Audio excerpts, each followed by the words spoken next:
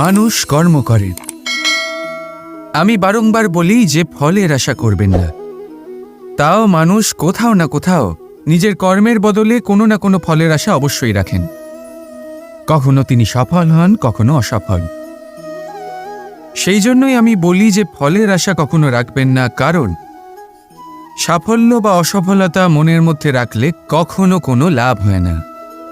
যদি সাফল্য মনের মধ্যে রাখেন তাহলে অহংকার জন্ম নেবে। যদি অসফলতা মনের মধ্যে রাখেন তাহলে এক হীনমন্যতায় আপনি ভুগবেন, যা দিয়ে কোনো শুভকর্ম হবে না। সেই জন্য শুধুই কর্ম করে যান, কর্মেই মগ্ন থাকুন। আর আসুন আমার সাথে ভালোবেসে বলুন, রাধা রাধা। জীবনের এই পথে এগোতে এগোতে আমরা কোথাও থেমে যাই। আমরা জানি না কেন। আমরা চেষ্টা করি যেন আমরা সামনে এগোতে পারি, কিন্তু এরকম হয় না। কি কারণ হতে পারে এর? আসুন আমি আপনাকে বোঝাই। মনে করুন আপনি কোনো রাস্তায় হাঁটছেন, আপনার পা মুচকে গেল, আপনি পায়ে আঘাত পেলেন। এখন এই আঘাত যদি আপনাকে পথ চলতে বাধা দেয় তখন আপনি থেমে যান। যদি আপনার ভাবনা চিন্তা ক্ষুদ্র হয় তাহলে আপনি জীবনে কখনোই এগোতে পারবেন না। ভেঙে যাওয়া কলম দিয়ে আপনি কখনো চিঠি লিখতে পারবেন না। ঠিক সেইভাবেই যদি আপনার মনে অন্যের জন্য হিংসা থাকে তাহলে আপনি আপনার নিজের ভাগ্য লিখতেই পারবেন না। কাজের প্রতি আলস্য আপনাকে কখনো ধনী হতে দেবেই না, আর ধনের প্রতি লোভ তা আপনাকে কখনো মহান হতে দেবে না। ছোট একটা কথা, কিন্তু এ হলো অত্যন্ত গুরুত্বপূর্ণ। ভাবনা চিন্তা অবশ্যই করুন, আর বোঝার চেষ্টা করুন সেটা যা আপনি বুঝতে চান। হতে পারে আপনি এমন কোনো পথ খুঁজে পেলেন যার ফলে আপনি কোনো খারাপ পথে যেতে যেতে থেমে গেলেন, বা আপনি এমন কোনো অর্থ খুঁজে পেলেন যা আপনাকে মহান হবার পথে অগ্রসর করে দিল। রাধা রাধা।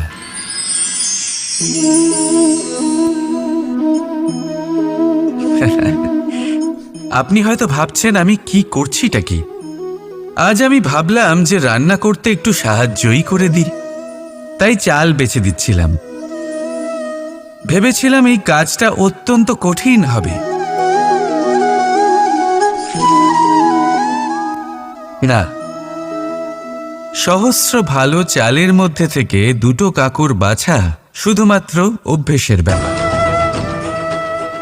বাস্তবে কঠিন কাজ আর শিল্পকলা সেটাই যেখানে কয়েক হাজার কাকরের মধ্যে থেকে একটা রত্ন বের করতে হয়। এবারের সারমর্ম কি হতে পারে? সারমর্ম হলো এটাই, বড় তিনি হন না যিনি মানুষের মধ্যে খামতি বের করেন। মাহাত্ম্য তাতেই, শ্রেষ্ঠত্ব তাতেই যা অন্যের ভেতরে থাকা ভালো গুণগুলি বের করে তার সম্মুখে, এই সংসারের সম্মুখে প্রস্তুত করতে পারেন। আসুন আমার সাথে ভালোবেসে বলুন, রাধা রাধা। কোনো ব্যক্তির নির্মাণ হয় কিভাবে? কেউ বলবেন পঞ্চতত্ত্বের দ্বারা, কেউ বলবেন আত্মা, দেহ ও চেতনার দ্বারা, কেউ বলবেন ঈশ্বরের কৃপার দ্বারা, তো কেউ বলবেন এই প্রকৃতির পরীক্ষার দ্বারা। না, মানুষের নির্মাণ হয়ে থাকে বিশ্বাস দ্বারা। ব্যক্তি তখনই গড়ে ওঠেন যখন ব্যক্তিত্ব থাকে, ঠিক কিনা? আর ব্যক্তিত্ব তখনই হবে আর সেরকমই হবে যেরকম বিশ্বাস আপনি নিজের উপরে রাখবেন। যদি আপনি মনে করেন আপনি বিষের ন্যায় হবেন তাহলে আপনি বিষাক্তই হবেন। যদি আপনি এটা মনে করেন যে আপনি অমৃতের ন্যায় হবেন তাহলে আপনি অমরই হয়ে যাবেন। যদি আপনি নিজের উপরে বিশ্বাস রাখেন যে আপনি সংসারের সব থেকে উঁচু পর্বতের শিখরে পৌঁছতে পারবেন তাহলে আপনি অবশ্যই পৌঁছবেন। যদি আপনার এরকম মনে হয় যে আপনি এরকম কখনো করতে পারবেন না, তাহলে এরকম কখনোই হবে না। ভেবে দেখবেন, বিশ্বাসের মধ্যেই বিশ্ব বাস করে থাকে। তো আপনার অস্তিত্ব কেন করবে না? যেমন বিশ্বাস আপনি নিজের উপরে রাখবেন, তেমনই আপনি হয়ে উঠবেন। সেই জন্য নিজের উপরে বিশ্বাস রাখুন। আর হ্যাঁ, ভালোবেসে বলুন, রাধা রাধা।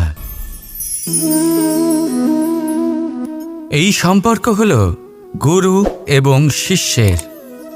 গুরু হলেন ধনুকের সেই প্রত্যঞ্চার মতো, যিনি নিজেকে পেছনে রেখে শিষ্যকে তার গন্তব্যের দিকে এগিয়ে দেন, তাকে নিজের লক্ষ্য ভেদ করতে দেন, আর সর্বদাই কঠোর হয়ে থাকেন যাতে শিষ্য কখনোই নিজের লক্ষ্যচ্যুত না হয়।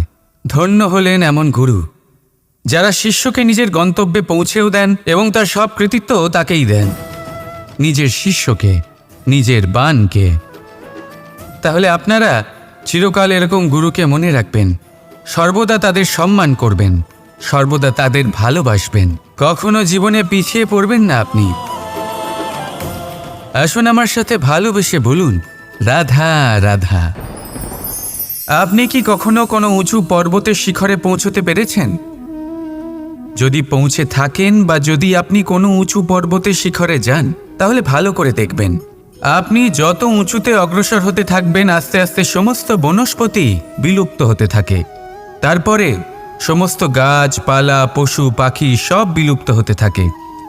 শেষ পর্যন্ত সেই শিখরে থেকে যায় শুধুমাত্র শান্তি, নীরবতা। আমাদের মানুষের সাথেও এটাই হয়।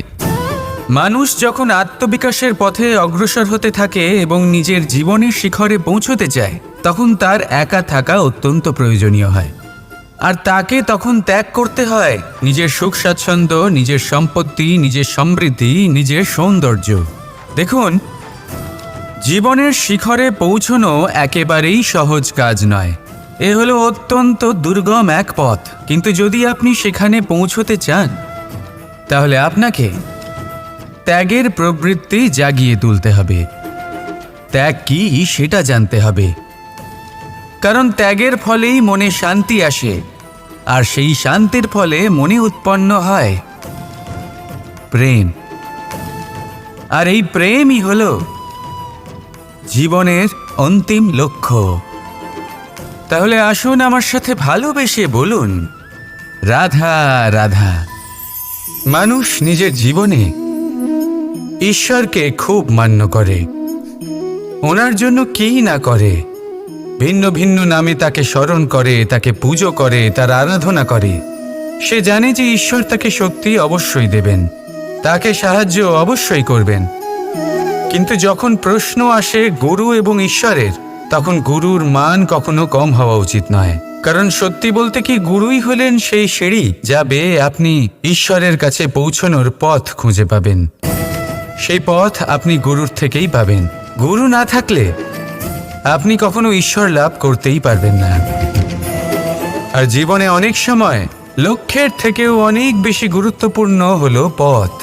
তাই এই পথের সম্মান করতে শিখুন, অর্থাৎ গুরুকে সম্মান করতে শিখুন, কারণ গুরুই হলেন পরমেশ্বর। তাহলে আসুন আর আমার সাথে ভালোবেসে বলুন, রাধা রাধা। পঞ্চমহাভূত। জীবন রচনায় এর অবদান অনস্বীকার্য। এই পঞ্চমহাভূত আসলে কি? জল, বায়ু, অগ্নি, মাটি আর আকাশ। এবার শুধুমাত্র জীবন রচনায় এর অবদান আছে তা নয়, শুধু শরীর রচনাতে এর যোগদান আছে তা নয়, বরং এরা হলো আমাদের জীবনের সবথেকে বড় শিক্ষক। এবার আপনারা সকলে চমকে যাবেন, হয়তো আপনারা এই দৃষ্টিভঙ্গি দিয়ে কখনো দেখেননি।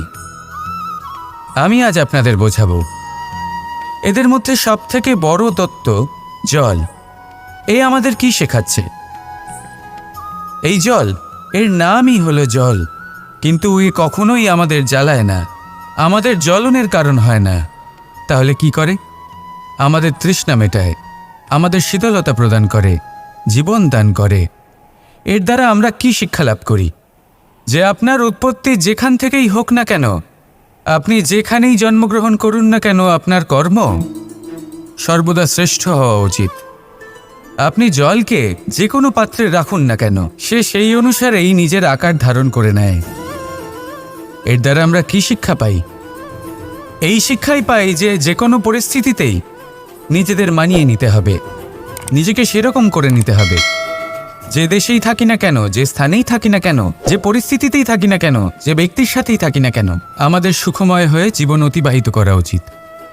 দেখুন, আমাদের কত বড় একটা শিক্ষা দিল এই জল, যা আমরা কোনোদিন দেখতেই পাইনি। নিজেকে জলের মতোই করে তুলুন।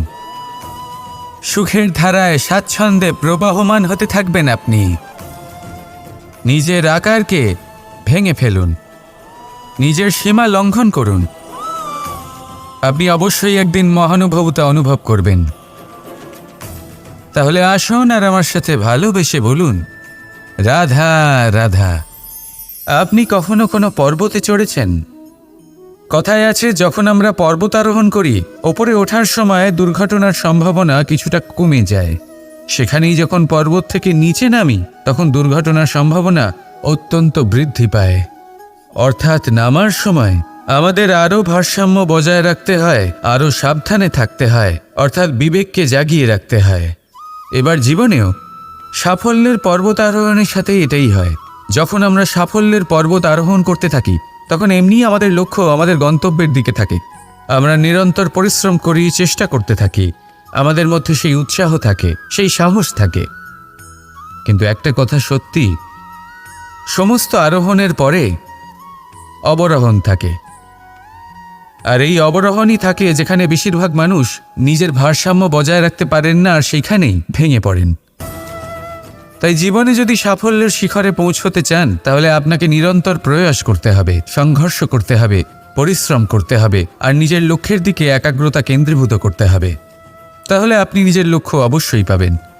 কিন্তু যখন অবরোহণের সময় আসবে, যা নিশ্চিত রূপে আসবেই, তখন আপনাকে সংঘর্ষ করতেই হবে, ধৈর্য ধরতেই হবে, সাবধানে থাকতেই হবে, ভারসাম্য বজায় রাখতেই হবে।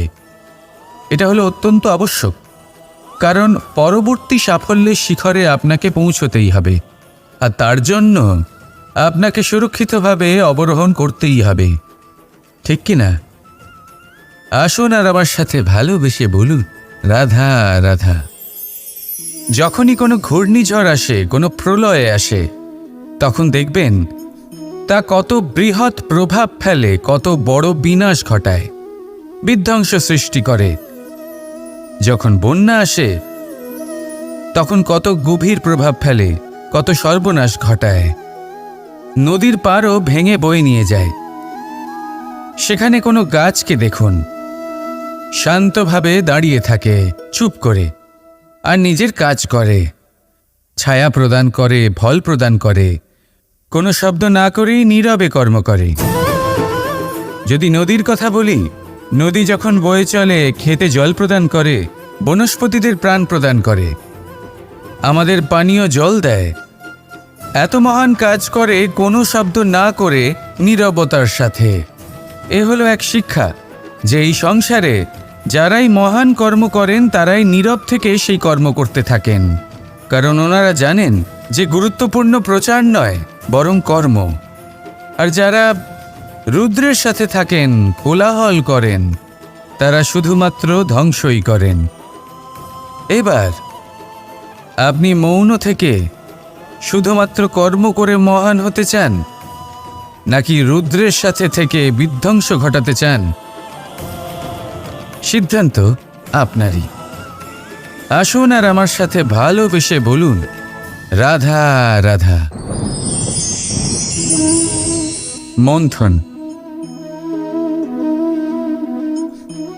আমরা সবাই এটাই জানি যে অমৃত পাওয়ার জন্য সমুদ্র মন্থন করা হয়েছিল, কিন্তু এর পিছনে যে মহান উদ্দেশ্য ছিল, তা বেশিরভাগ লোকই বোঝে না। আজ সেই মহান উদ্দেশ্য আমি আপনাদের বুঝিয়ে বলছি। আমাদের জীবনে এই অমৃত লাভ করার জন্য পথপ্রদর্শক হয় মন্থন। তারপরে আমরা করি প্রতিজ্ঞা, তারপর নিই প্রস্তুতি, যেটা দেবতারা আর অসুরেরা একসাথে করেছিলেন। তারপর আমরা করি চেষ্টা। বাসুকীর মুখ থেকে বিশ্বশ্বাস নির্গত হওয়া এটা প্রারম্ভিক বাধা হয়ে দাঁড়িয়েছিল। তবুও আমাদের লক্ষ্য দৃঢ় ছিল। যদিও সমুদ্র মন্থন থেকে হলাহল উঠে এলো, আমরা ভয় পাইনি, আমরা সেটার মোকাবিলা করলাম। ঠিক সেই পথেই যখন আমরা অনেক অমূল্য রত্ন পেলাম, নক্ষত্র পেলাম, সেটার প্রতি আকর্ষিত না হয়ে অমৃত লাভ করার পরেই আমরা শান্ত হলাম। এইভাবে যদি আপনি নিজের জীবনে প্রতিজ্ঞা, প্রস্তুতি, চেষ্টা, দৃঢ় নিশ্চয়, অটল থাকা আর আকর্ষণ থেকে বিরত থাকেন, যদি এইসব গুণ আপনার ভেতরে একত্রিত করে নেন, তাহলে আপনিও আপনার জীবনের অমৃত অবশ্যই লাভ করবেন। রাধা রাধা। চিন্তা। সবাই বলে চিন্তা করা উচিত নয়, কিন্তু চিন্তা সবাই করে। যিনি বৃদ্ধ ব্যক্তি হন, তিনি নিজের অতীতের সাথে বর্তমানের তুলনা করে চিন্তিত থাকেন। একজন যুবক ব্যক্তি ভবিষ্যতের বিষয় চিন্তা করে, নিজের লক্ষ্য কিভাবে পূরণ করা যায় সেই চিন্তায় মগ্ন থাকে। শুধু একজন বালকের না তো তার ভবিষ্যতের চিন্তা থাকে আর না অতীতের দুঃখ থাকে। আর এরকম কেন? কারণ সে শুধুমাত্র বর্তমান নিয়ে ভাবে, আর তাই সে সব থেকে বেশি সুখী। তাই মনে রাখবেন, যদি আপনি আপনার বর্তমানের বিষয়ে ভাবেন, তাতে বাঁচেন, সেটাকে ঠিক রাখেন এবং সেটাকে আরো ভালো করে তোলেন, তাহলে আপনার অতীত আর আপনার ভবিষ্যৎ আপনা থেকেই ঠিক হয়ে যাবে। আসুন আমার সাথে ভালোবেসে বলুন, রাধা রাধা। সংসারে সব থেকে বড়, সব থেকে মহান কোন প্রাণী? এবার আপনাদের মধ্যে কেউ বলবে মানুষ, কেউ বলবে সিংহ, আর কেউ বলবে হস্তি। কিন্তু না, সংসারে সবচেয়ে মহান প্রাণী হলো বৃক্ষ। সেই বৃক্ষ যা আমাদের আহার করতে ফল দেয়, বাঁচার জন্য প্রাণ বায়ু দেয়, গরমে শীতল ছায়া দেয়, আর শুকিয়ে যাওয়ার পরও আমাদের জ্বালানোর জন্য কাঠ দিয়ে যায়। এবার আপনারা হয়তো ভাবছেন, আমি হঠাৎ বৃক্ষের গুণগান কেন গেয়ে চলেছি? আমার বলার উদ্দেশ্য ওই বৃক্ষের অনেক গভীরে, সেই বীজকে নিয়ে, যা আপনাকে না ফল দেয়, না ছায়া, আর না কাঠ। শুধু ভিজে মাটির নিচে সে লড়াই করতে থাকে, অঙ্কুরিত হয় মাটির নিচে একটি বৃক্ষকে আকার দেওয়ার জন্য। প্রদীপ কি? সাধারণ একটা মাটির পাত্র, কিন্তু জলবায়ু নিয়ে সে যখন জ্বলে, সমস্ত সংসারকে সে পথ দেখাতে থাকে, মহান হয়ে যায়। এবার বুঝলেন? যদি মহান হতে হয় তাহলে কিছু করে দেখাতে হবে। কোনো তফাৎ হয় না যে আপনি ছোট না আপনি বড়। কিছু করলে তবেই কিছু হবে। আপনি চলা শুরু করুন, কোথাও না কোথাও তো পৌঁছবেন। নিশ্চল বসে থাকলে কখনো কিচ্ছু হবে না। মনে রাখবেন, কিছু আরম্ভ করতে গেলে মহান হওয়ার একেবারেই প্রয়োজন পড়ে না, কিন্তু মহান হতে গেলে কিছু আরম্ভ করা অতি আবশ্যক। রাধা রাধা। একটা শব্দ আছে যেটা আমরা মাঝে মাঝেই অথবা অনেকবার শুনতে পাই, স্বার্থ। ওই ব্যক্তি স্বার্থপর, সে স্বার্থের জন্য খারাপ কাজ করে ফেলেছে, ইত্যাদি ইত্যাদি।